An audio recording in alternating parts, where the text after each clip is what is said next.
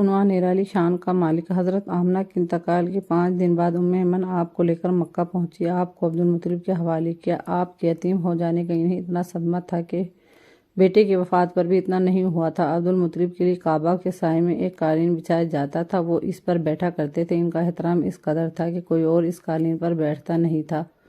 چنانچہ ان کے بیٹے اور قریش کے سردار اس قالین کے چاروں طرف بیٹھتے تھے، لیکن رسول اللہ صلی اللہ علیہ وسلم وہاں تشریف لاتے تو سیدھا اس قالین پر جا بیٹھتے۔ اس وقت آپ ایک تندرست لڑکے تھے۔ آپ کی عمر 9 سال کے قریب ہو چلی تھی۔ آپ کے دادا عبدالمطلب کے ادب کی وجہ سے آپ کو اس قالین سے ہٹانا چاہتے تو عبدالمطلب کہتے، میرے بیٹے کو چھوڑ دو، اللہ کی قسم یہ بہت شان والا ہے۔ پھر وہ آپ کو محبت سے اس فرش پر بٹھاتے، آپ کی کمر پر شفقت سے ہاتھ پھیرتے، آپ کی باتیں سن سن کر حد درجے خوش ہوتے رہتے۔ کبھی وہ دوسروں سے کہتے، میرے بیٹے کو یہیں بیٹھنے دو، اسے خود بھی احساس ہے کہ اس کی بڑی شان ہے اور میری آرزو ہے یہ اتنا بلند رتبہ پائے جو کسی عرب کو اس سے پہلے حاصل نہ ہوا ہو اور نہ بعد میں کسی کو حاصل ہو سکے۔ ایک بار انہوں نے یہ الفاظ کہے، میرے بیٹے کو چھوڑ دو، اس کے مزاج میں طبیعت اور بلندی ہے، اس کی شان نرالی ہوگی۔ یہاں تک کہ عمر کے آخری حصے میں حضرت عبدالمطلب کی آنکھیں جواب دے گئی تھی۔ آپ نابینا ہو گئے تھے۔ ایسی حالت میں ایک روز وہ اس قالین پر بیٹھے تھے کہ آپ تشریف لے آئے اور سیدھا اس قالین پر جا پہنچے۔ ایک شخص نے آپ کو قالین سے کھینچ لیا، اس پر آپ رونے لگے۔ آپ کے رونے کی آواز سن کر عبدالمطلب بے چین ہوئے اور بولے، میرا بیٹا کیوں رو رہا ہے؟ آپ کے قالین پر بیٹھنا چاہتا ہے، ہم نے اسے قالین سے اتار دیا ہے۔ یہ سن کر عبدالمطلب نے کہا، میرے بیٹے کو قالین پر ہی بٹھا دو، یہ اپنا رتبہ پہچانتا ہے۔ میری دعا ہے کہ یہ اس رتبے کو پہنچے جو اس سے پہلے کسی عرب کو نہ ملا ہو، اس کے بعد بھی کسی کو نہ ملے۔ اس کے بعد پھر کسی نے آپ کو قالین پر بیٹھنے سے نہیں روکا۔ ایک روز بنو مدلج کے کچھ لوگ حضرت عبدالمطلب سے ملنے کے لیے آئے۔ ان کے پاس اس وقت آپ صلی اللہ علیہ وسلم بھی تشریف فرما تھے۔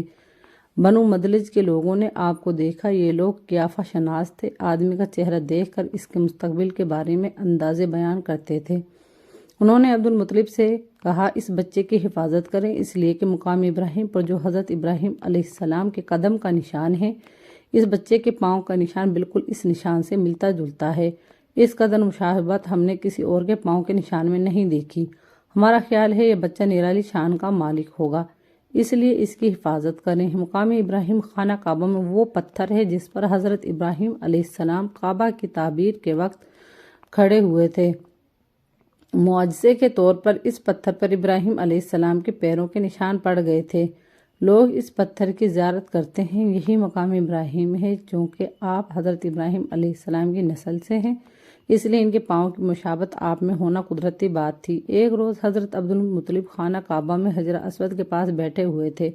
ایسے میں ان کے پاس نجران کے عیسائی آ گئے۔ ان میں ایک پادری بھی تھا۔ اس پادری نے عبدالمطلب سے کہا، ہماری کتابوں میں ایک ایسے نبی کی علامات ہیں جو اسماعیل کے اولاد میں ہونا باقی ہے۔ یہ شہر اس کی جائے پیدائش ہوگا، اس کی یہ نشانیاں ہوں گی۔ ابھی یہ بات ہو ہی رہی تھی، کوئی شخص آپ کو لے کر وہاں آ پہنچا۔ پادری کی نظر جو ہی آپ پر پڑی وہ چونک اٹھا۔ آپ کی آنکھوں، کمر اور پیروں کو دیکھ کر وہ چلا اٹھا، وہ نبی یہی ہیں؟ یہ تمہارے کیا لگتے ہیں عبدالمطلب؟ یہ میرے بیٹے ہیں۔ اس پر وہ پادری بولا، اوہ تب یہ وہ نہیں، اس لیے کہ ہماری کتابوں میں لکھا ہے کہ اس کے والد کا انتقال اس کی پیدائش سے پہلے ہو جائے گا۔ یہ سن کر عبدالمطلب بولے، یہ دراصل میرا پوتا ہے، اس کے باپ کا انتقال اس وقت ہو گیا تھا جب یہ پیدا بھی نہیں ہوا تھا۔ اس پر پادری بولا، ہاں یہ بات ہوئی نا، آپ اس کی پوری طرح حفاظت کریں۔ عبدالمطلب کی آپ سے محبت کا یہ عالم تھا کہ کھانے کھانے بیٹھتے تو کہتے، میرے بیٹے کو لے آؤ۔ آپ تشریف لاتے تو عبدالمطلب آپ کو اپنے پاس بٹھاتے، آپ کو اپنے ساتھ کھلاتے۔ بہت زیادہ عمر والے ایک صحابی حیدہ بن معاویہ رضی اللہ عنہ کہتے ہیں، میں ایک مرتبہ اسلام سے پہلے جاہلیت کے زمانے میں حج کے لیے مکہ معظمہ گیا۔ وہاں بیت اللہ کا طواف کر رہا تھا کہ میں نے ایک اس شخص کو دیکھا جو بہت بوڑھا اور بہت لمبے قد کا تھا۔ وہ بیت اللہ کا طواف کر رہا تھا اور کہہ رہا تھا، اے میرے پروردگار، میری سواری کو محمد کی طرف پھیر دے اور اسے میرا دست و بازو بنا دے۔ میں نے اس بوڑھے کو جب یہ شعر پڑھتے سنا تو لوگوں سے پوچھا، یہ کون ہے؟